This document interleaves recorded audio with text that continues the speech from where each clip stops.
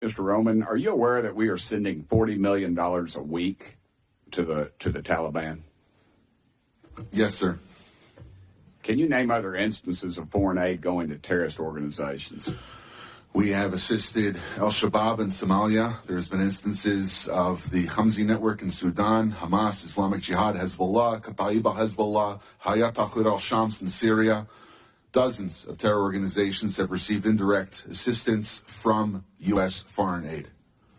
Could you elaborate a little bit on the mechanisms in place that are to stop foreign aid from going to terrorist groups, and why are they not working if we have any in place? Sure. And I would note that these are, you notice, these are terrorist weaponry. You see some AKs, SKSs, some snipers, some clips, some clip carriers probably made in China, and I believe these are small landmines here beside right there. Let's use Gaza as our case study. $2.1 billion in American taxpayers' money to Gaza since October 7th when Hamas invaded southern Israel. USAID money was going in terms of an emergency use authorization to try to go to parties that USAID formerly had a relationship with in the Gaza Strip.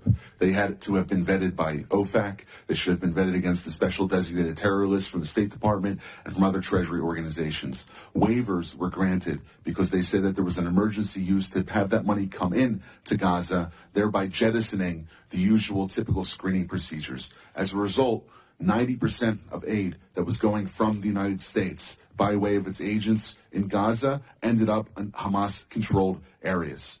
And this is ridiculous. Essentially, what the U.S. assistance to Gaza did was underwrite the ability for Hamas to survive until the ceasefire was just passed a few weeks ago. There was no strategic thought for it, and there was no screening.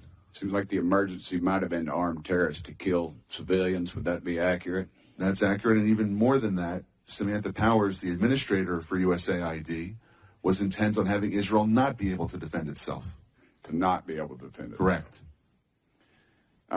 Mr. Primorak, is that correct? How do you say that? Primorak? I got Burchett, man. Nobody gets mine right, so don't worry about it. What is it, Primorak? Perfect. All right, thanks, brother. How did terrorists exploit our foreign aid loopholes? Well, we have a lot of our international... Can you pull your mic up? I'm sorry. Can you hear me? Yes, sir. You have international NGOs and UN agencies actively lobby here in Washington, D.C. against vetting policies that would prevent it. I was the senior vetting officer at USAID, and what we did... Did you say United Nations is doing this? The UN? Sure, everybody who's getting money lobbies here. That they're lobbying against us. I'm sorry, Mr. Roman. There's actually someone who used to work for one of those lobbies, the largest NGO lobby, Interaction. One of our co-witnesses here worked for them from 2018 to 2023. USAID effectively self-funds its own external private lobby that then goes back to Congress and asks for more money for USAID. So the taxpayers fund this lobbyist who's working against American interests. Correct. Possibly killing our allies and possibly Americans. They bring together groups in Washington that overseas work with groups that kill Americans. Yeah, I don't need a flow chart to show that. I appreciate it. Do you think USAID programs have been aligned with the national security interests of the U.S.? No, they have not. They have actually helped China. Mr. Roman? No. Okay. How do these programs compromise our national security, Mr. Primorak? They actually push China. They actually push much of the world towards China on the green energy agenda. They push people, ordinary people, billions of people towards China because of the resentment caused by our social re-engineering. Are we being lobbied by these pro-communist China groups currently? Well, a lot of these countries don't even have to lobby because they get the money anyway, like South Africa. Yeah, and in fact, these lobbyists have come to the House and have tried to kill legislation like H.R. 160, which was meant to increase transparency in USAID's funding of overseas organizations. Is that a current piece of legislation? That's from the last session. And give me that number again. H.R. 160. And what does it do?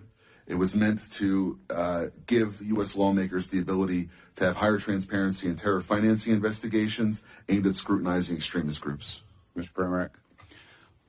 We had a regulation before we left in the last administration that anybody who touches money in countries where there's terrorists, those names have to go through databases, terrorist databases. That was overturned by Biden. Overturned by Biden.